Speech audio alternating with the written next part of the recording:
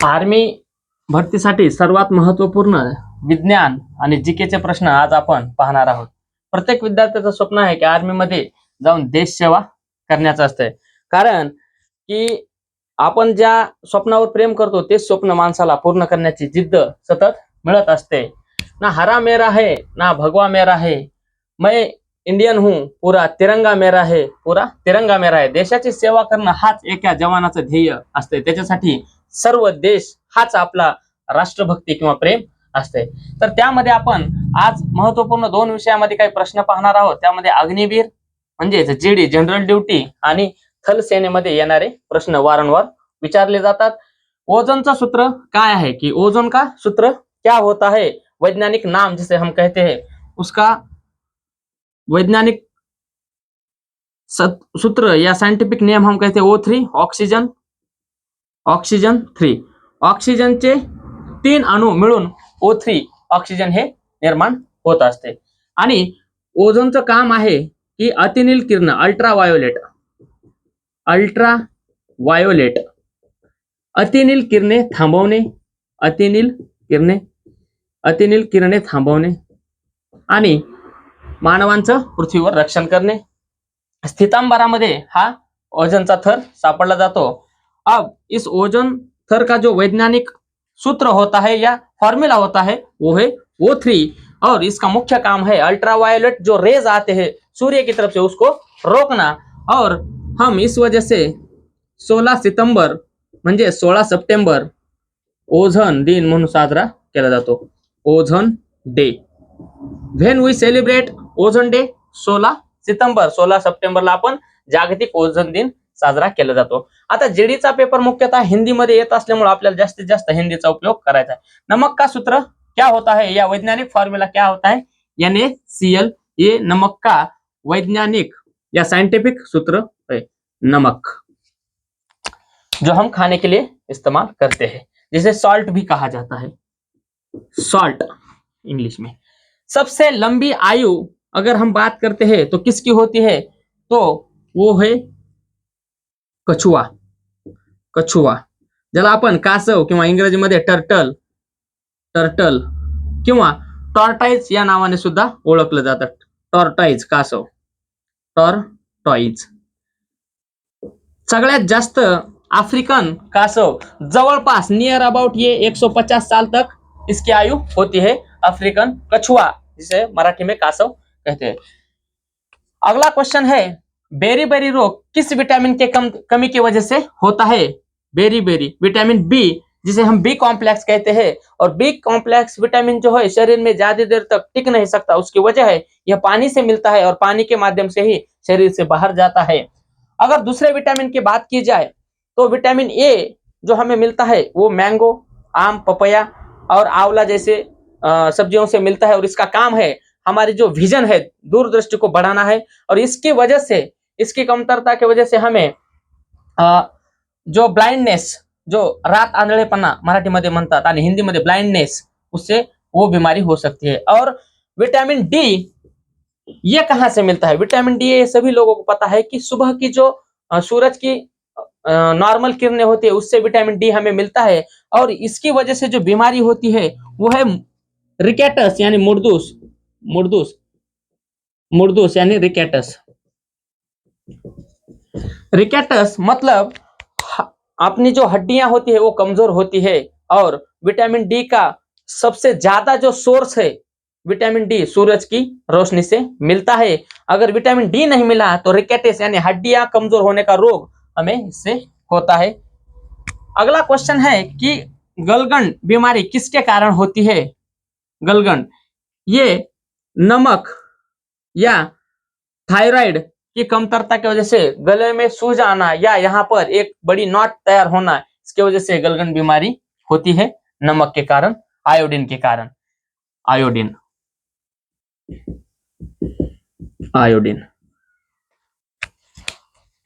अगला क्वेश्चन है हास्य गैस किसे कहते हैं या हास्य गैस का सूत्र क्या है. N2O हास्य गैस. यस, हास्य गैस N2O. इसे हास्य गैस के नाम से जाना जाता है. और जहां जहां हंसने का ज्यादा उपयोग किया जाता है इस गैस को छोड़ दिया जाता है. पेरिस किस देश की राजधानी है? Paris is the which countries capital? तो पेरिस फ्रांस की राजधानी है। फ्रांस की राजधानी पेरिस, जहां पर प्रसिद्ध आईफेल टावर है, जहां प्रसिद्ध एक आईफेल टावर है। फ्रांस, और फ्रांस इसी देश से हमने संविधान में स्वातंत्र्य, समता और बंधुता ये तीन शब्द जो लिए हैं फ्रांस देश से लिए हैं। इसकी राजधानी है पेरिस। और पेरिस की जो सिटी है वो किस नदी के किनारे बसी हुई है, यह हमें याद रखना चाहिए। वो सीन नदी के किनारे पेरिस शहर बसा हुआ है। सीन नदी इन यूरोप कॉन्टिनेंट, सीन नदी कहां पर है? पेरिस। उसके बाद कंफ्यूजन वाला क्वेश्चन है कि स्पेन की राजधानी क्या है? स्पेन। तो स्पेन यह शहर देश यूरोप में है और इसकी राजधानी है मैड्रिड और मैद्रिद। ये फ्रांस से सिमिलर है। अगला क्वेश्चन है मौलाना अबुल कलाम आजाद, ये वैज्ञानिक नहीं, ये पहले मौलाना अबुल कलाम आजाद जो भारत के पहले शिक्षा मंत्री थे। भारत के पहले शिक्षा मंत्री कौन थे? भारत के पहले शिक्षा मंत्री कौन थे? मौलाना अबुल कलाम आजाद। इन्होंने कांग्रेस में और आजादी के लड़ाई में अपना योगदान महत्वपूर्ण दिया और उसके बाद शैक्षणिक क्षेत्र में जो आईआईटी है उसके फाउंडेशन में इनका योगदान महत्वपूर्ण रहा। देश के पहले शिक्षण मंत्री मौलाना अबुल कलाम आजाद थे। खेल जगत का सबसे बड़ा पुरस्कार या सम्मान किसे कहा जाता है? तो खेल जगत का सबसे बड़ा सम्मान है मेजर ध्यानचंद खेल रत्न पुरस्कार या सम्मान। यह पहले किस नाम से जाना जाता था? मेजर ध्यानचंद खेल रत्न पुरस्कार, यह जाना जाता था राजीव गांधी खेल रत्न पुरस्कार। पिछले कुछ दिनों से इसका नाम बदलकर मेजर ध्यानचंद खेल रत्न पुरस्कार रखा गया है। और क्रीड़ा जगत का यह सबसे बड़ा सम्मान एक खिलाड़ू, एक स्पोर्ट पर्सन के लिए या एक खेल जगत के युवक के लिए यह सम्मान महत्वपूर्ण है। अंतरराष्ट्रीय इंटरनेशनल लेवल पर जो अपना नाम देश का रोशन करते हैं उन्हें यह पुरस्कार दिया जाता है। और यह पुरस्कार हॉकी के जादूगर, the wizard and magician of hockey, जो देश का हमारे राष्ट्रीय खेल है, राष्ट्रीय खेल क्या है हमारे देश का खेल? वो है हॉकी। और हॉकी के जादूगर विजार्ड जिसे कहा जाता है मेजर ध्यानचंद, उनके नाम पर ही यह पुरस्कार दिया जाता है। इन्होंने ओलंपिक में इंडिया को जिताने के लिए बहुत मेहनत करके गोल्फ किए थे, इसलिए उन्हें हॉकी का जादूगर किया जाता है और उन्हीं की वजह से यह पुरस्कार दिया जाता है। अगला क्वेश्चन है विधानसभा की आयु कितनी होती है? विधानसभा में MLA member of legislative assembly MLA बनने के लिए मराठीमध्ये आमदार बनण्यासाठी त्याचं विधानसभेचं वय किती किंवा कालावधी किती? तर आमदारासाठी वय आहे 25 आणि त्या विधानसभेचं वय आहे 5 वर्षाचा कालावधी असतो विधानसभेचा। आणि आमदार बनण्यासाठी to becoming a member of legislative assembly MLA we need 25 age and the term of legislative assembly विधानसभा त्याचा कालावधी है 5 वर्ष। यहाँ याद रखना है कि एमएलए की जो आयु होती है 25 साल और विधानसभा का जो टेन्योर है वो 5 साल होता है। अगर किसी सरकार का जो एमएलए की स्ट्रेंथ है वो कम हो जाती है, मिनिमम जो कम से कम चाहिए, उसमें अगर कोई एमएलए पार्टी छोड़ के चले जाते हैं बहुमत से, तो वह सरकार 5 साल के पहले भी गिर सकती है या बर्खास्त हो सकती है। विधानसभा की आयु 5 साल और एमएलए की 25 साल। Then next question, UNO dash dash पूर्ण रूप एंड हेडक्वार्टर। यूनो का पूर्ण रूप क्या है और उसका हेडक्वार्टर कहां पर है और इसकी स्थापना कब हुई? यूनाइटेड नेशंस ऑर्गेनाइजेशन, इसकी स्थापना 24 अक्टूबर 1945 में हुई। इसका नाम है संयुक्त राष्ट्र संगठन, यूनाइटेड नेशन ऑर्गेनाइजेशन। और इसका जो मुख्यालय है, हेडक्वार्टर, वो है अमेरिका, न्यूयॉर्क शहर में यूनो का मुख्यालय है। इसकी सदस्य संख्या फिलहाल 193 से 194 टोटल स्ट्रेंथ है। How many country in the UNO? There are 193। Yamuna नदी डैश डैश की उपनदी है। यमुना नदी यह गंगा की उपनदी है। गंगा नदी जो अलकनंदा और भगीरथ से मिलकर बनती है और उसकी नदी यह गंगा नदी है।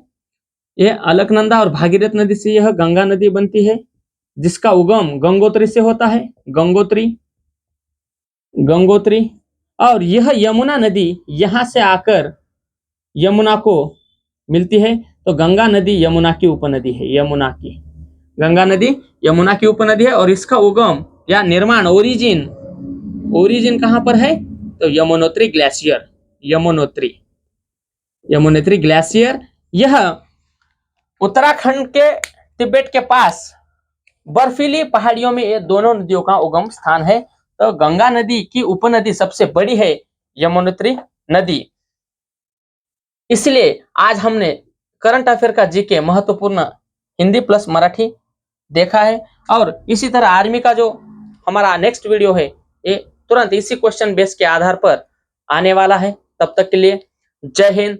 भगत सिंह कहते हैं कि मेरे जज्बातों से इस कदर वाकिफ है कलम मेरी, मेरे जज्बातों से इस कदर वाकिफ है कलम मेरी, मैं इश्क भी लिखना चाहूं तो इनकलाब लिख जाता हूं, इश्क भी लिखना चाहूं तो इनकलाब लिख जाता हूं। यह उनकी देश के लिए सच्ची देशभक्ति और प्रेरणा थी। जय हिंद, जय भारत। Thank you.